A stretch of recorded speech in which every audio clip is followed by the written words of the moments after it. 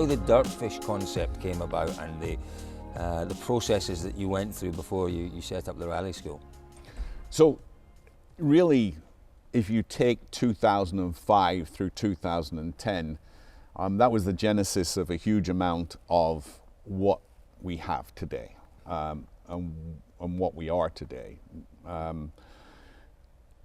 As I said, it was hard to justify buying that GC8 from Callum and it being over in Brackley and me being in Seattle, and having driven it a few times, visited Ian Gwynn, and you know, again, proven that my memory's bad. I thought I was a good driver, but I'm not. So what better way to say, okay, what should I be doing if I enjoy being behind the wheel, not in a out and out competitive way, but just enjoy the experience? What can I do and think about to make that more available? At the same time, living here in the States, we had X Games moving towards, rallycross, and incorporating some of the basics that were our passion, the rally world, the rallycross. But it appealed to a broader public in the US. And we saw a lot of crossover athletes, like a Travis Pastrana, taking part in some of this.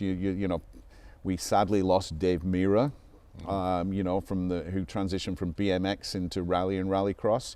We still have people like Bucky Lasek here but it was a crossover sport. But it was getting the attention of a generation and an audience that started making you think that maybe there's some way of somewhat commercializing something like a rally school here. Right. The awareness through X Games, the awareness through the rallycross environment, the sort of reinvigoration of Rally America and what is now the ARA series over here, and people getting interested in that. So, well, maybe there's a chance that I can provide a commercial justification for doing something that's really just personal pleasure. So that sort of gestated sort of from 2005 through 2007. And in 2008,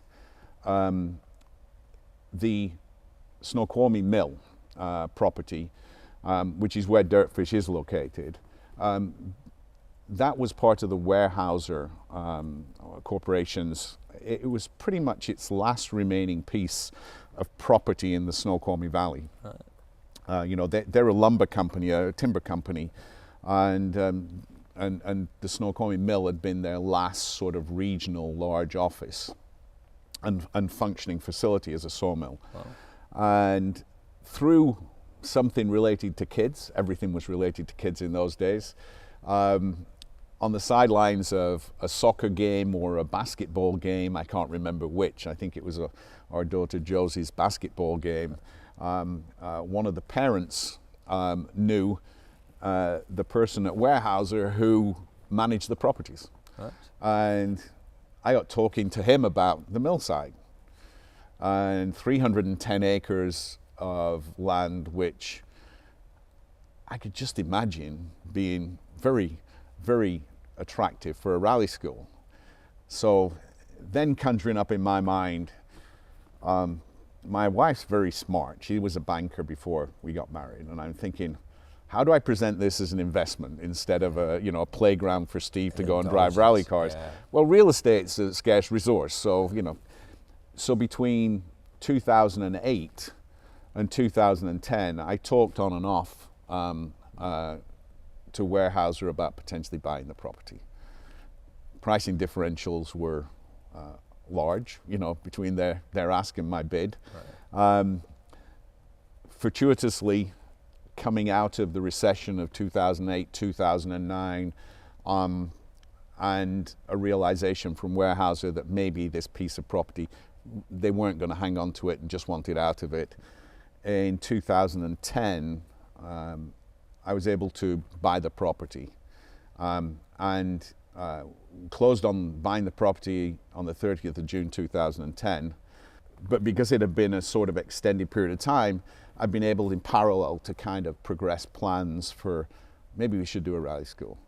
And we opened DirtFish on the mill property in October that year. So that's incredible. It progressed from, shall I say, Steve's playground to be able to bring a couple of rally cars over from the UK, to something that was justified through a land investment and the commercials of a rally school. But it's a special place, and it's, if you had to custom build an off-road rally school, you couldn't get much better than that property that you found. It's got iconic buildings, it's got wonderful track, it's got everything. It's got, but the way you've done it, Steve, there, most people involved in rallying, when you mention rally school, they think of porta cabins and cling film wrap sandwiches and muddy boots, and what I suppose most rally schools concentrate on are the roads and the cars, and some of the cars can be a bit ropey. But you don't do anything by halves. Your place is set up to very, very high standards. And was that always part of the plan? If we're going to do this, we do it properly. Or is that just part of who you are and how you conduct your business and your life? To pick up on something I said earlier, sometimes you're lucky and in the right place at the right time. Sometimes, so that was one thing to get the property. The second thing, which I didn't know until the very last stage of the due diligence on buying the property, is the entitlements, the title, the permitting on the property allowed a driving school. Actually allowed specifically? Yes. And that's remarkable. It was historically because the city of Redmond used to use the site for police driver training. If I'd have bought the property and not had that entitlement, it would have taken a while to get it done. And even though, as you say, it's iconic in so many ways of the buildings, the history there, and the roads, because of course, as a mill site, you were moving heavy lumber around, and so you had to have established roads. Right. You had big trucks, so a lot of the infrastructure was there, and then there was the dirt roads part of it as well, which was all there. So the investment was less. The appeal was great because it is such an iconic setting, and if you've got those basics, then I think you have to treat them the way they deserve. And so if you've got such a special place, then it deserves special treatment. And the other part of it is the US is very different than Europe. No disrespect to Europe. The expectations of somebody who come for a bucket list experience, whether you're a motorsport enthusiast, whether it is a bucket list item, whether it's corporate entertainment or team building, what you're competing with to get your customers is a high standard. Yeah.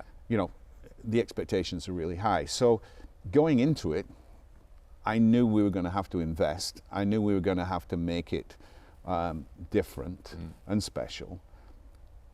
I think the budget ran away with us, and we probably overinvested, but we had to do that to attract the components that make it sustainable. Right. At one point, we thought of flying over Mark II Escort body shells, and so you got the rear-wheel drive, the iconic Mark II, and then putting engines in from a Ford Ranger pickup truck to make it more durable. I mean, there were all these iterations, but we came to a conclusion, no, we wanted something that was really special. So we actually went and bought, I teamed up with Ian Gwynn, found some Subarus over in the UK for us. Lance Smith at Vermont Sports Car, which is Subaru North America. We went and bought some of his cars. In fact, still around, I think, somewhere at DirtFish, there's a Ken Block and a Travis Pastrana Shell somewhere. Right. It's changed a lot since those guys drove them. But we got some really high quality cars. I mean, the cars had dog boxes in them. They were full, full competition suspension. Again, learning experience. We overinvested. No disrespect to those cars, but when you're putting a group of people through some of whom have only driven an automatic car, those are probably the wrong. We started off with the right perception of getting something, again, that's iconic and associated with rallying in the Subaru mark, something that can deliver on what people want. But we learnt, and since then we've grown to prepare the Subarus that we use in a way that works for them. So when I look at DirtFish, it provides so much for me personally, and hopefully for everybody else, but it can't happen without the team. That's the obvious thing from my point of view. And coming back to what we talked about before, community, we have our chief instructor, Nate Tennis, has been there since day one. So he's 11 years into this. What a bloke he is as well. He showed us some photographs of, we talked about the Olympus rally, and there's a wonderful photo, and I think it's one of the Lanciers going underneath a bridge, and he says, "See that kid up there on the bridge? That's me." And there's this wonderful picture, and it's him spectating as a child at the Olympus rally. He is rallying through and through. And the other thing I love about Nate, he's a Saab man as well. Oh yeah, he's a massive Saab man. He's a European somewhere underneath there, and we all have some heritage. But an interesting snippet about Nate is that we didn't know each other at the time because it was 2008, the Colin McRae Memorial Stages Rally. I was doing stage ends at that for Rally Radio. Yeah, I missed you. I didn't know you either then. I was there. But Nate was there at that rally, and I was there at that rally, and we didn't know one another. But again, we often talk again about community, heritage, or whatever. So Nate's just one of many people up there at DirtFish who provide the experience. So I feel lucky we can provide the facility and the physical things. But we couldn't do it without team, and we've been fortunate to have, great people who've worked with us over the decades. I mean, things turn over and people move on, but there's some that are consistent there. DirtFish has become more than a passion. It's an enterprise. It's something which I hope is giving back as well. Is trying to grow that community, that the sport over here, and of course with DirtFish Media globally. I mean, we want to provide something that's true to the core of what we are as a sport. Yeah, that was quite some move, wasn't it? The rally school, the collection. We'll talk a little bit more about the collection because we've only got to the Skoda, and this has all come since the Skoda. But maybe we'll just talk a little bit about DirtFish Media. How did that come about? How did your move from road rallying into collecting cars, the rally school, and then the media side? They're all clearly connected, and rallying is the common thread, but they're quite different arms of rallying, aren't they? And the media is a step in a different direction for you. So if you were to purely think of DirtFish as an enterprise, as a business, a commercial enterprise, what you're doing is really building a brand. And what is the brand? Well, the core of it is always going to be the rally school, but the heart of it is the sport. And I think when we looked at what do we do next, probably towards the top of the list was open another location.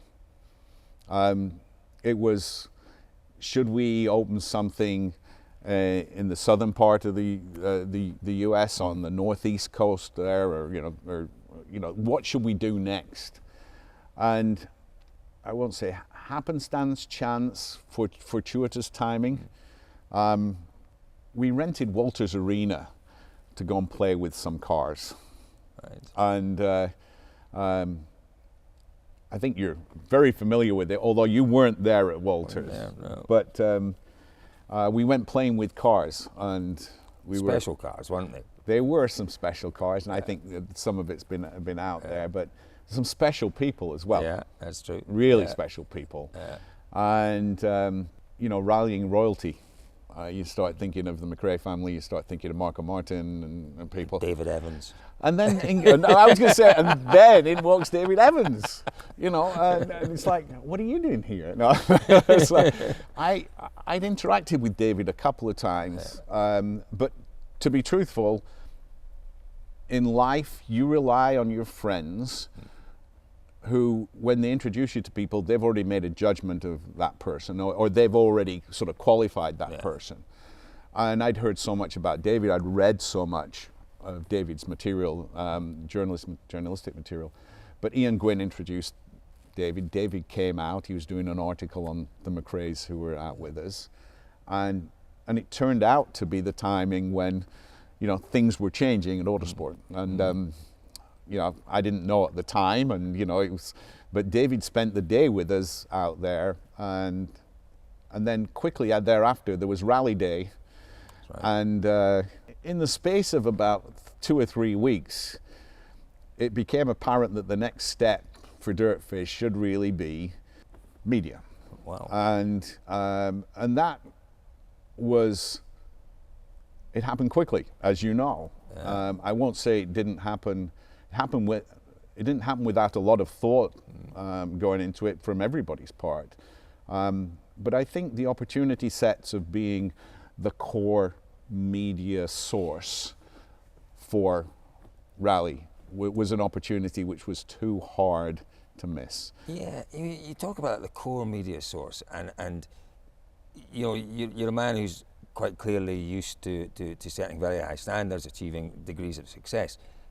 Could you have imagined at Walters Arena, and I'm sure the mud, as you meet David Evans in his anorak and his scarf, could you have imagined that within a relatively short period of time, DirtFish Media would become the source for rallying news throughout the world? It is, okay, I'm a little biased, clearly, a little biased, but it is. You know, we have on board the world's best rally journalist, and it is the source for media, for rally media, rally news around the world. Could you have imagined that? I still can't believe it. One, I didn't imagine it, and two, I can't believe what's been achieved. Again, I'm going to get boring. It can only happen because of the people. You know, it's trust.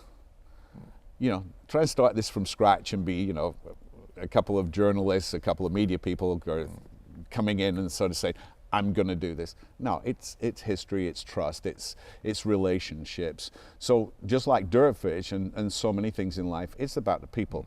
And if you've got the right people resources, human resources, then it's hard to screw it up. In this way, DirtFish was very fortunate to step into, you know, decades of relationships, decades of trust. And we hit the ground more than running. You know, I mean, we talk about life being a marathon. This was a sprint. And I know. Yeah. At the end of a day, when I go home and sign on, or sign on whenever I can sneak off a conference call and look at, it's DirtFish Media to go and look and see what's going on. So that to me is just a huge achievement by, you know, your media team. I couldn't be more delighted that a lot of people are doing, a lot of people are coming to you as a central source. Well, we hear an awful lot from rally fans around the world, and you know, I'm sure you hear from a number of them yourself, but there's an awful lot of appreciation for what you've done personally for the rally world in the last couple of years, because, you know, independent media, independent coverage, you know, people who can ask questions, people who are brave enough to ask questions, so important, you know, to encourage accountability in any sport, and you don't get that without an independent media, and you've given the rally world effectively that outlet, and I think there are an awful lot of people that are very, very grateful for it. Well, I appreciate the comments, and again, I think the comments are more appropriately directed at the team. Some things arise because of my inefficiency and ineffectiveness. And so the inefficiency of not being able to spend time and look over everybody's shoulder, or think about, well, you should be going in that direction because it benefits this over here. You know, I think you know that that's not on my agenda. Yeah. Probably because I'm inefficient and don't spend the time. I suspect you've got a lot of other things to do, but it's you're only confident in doing that and putting the DirtFish name out there if you're confident that the people are going to be, 1, impartial, 2, diligent, and 3, are really prepared to get down to the core of what's going on and the truth of what's going on and why it's going on. Yeah. And you can only do that if you have the respect of the people you're talking to, because you're always going to upset somebody. You know, whatever if you're reporting what's going on, somebody's not going to be happy. and you're going to have to approach that person, the unhappy person again next week, next month, tomorrow. And if you can't, you can only do that if you've got trust and respect. So independence is really important to me. We like the DirtFish name on it, but independence is important. No, I'm sure that is absolutely one of the, it's one of the real benefits of DirtFish is that independence. We have some absolute beauties. We've got the Delta S4 here. We've got this incredibly special Quattro, which has got a great story. Has it got out of hand, Steve? Gee. Yeah, I'm sure our audience would say no. Absolutely I'm not. sure my wife might say, really? Another car?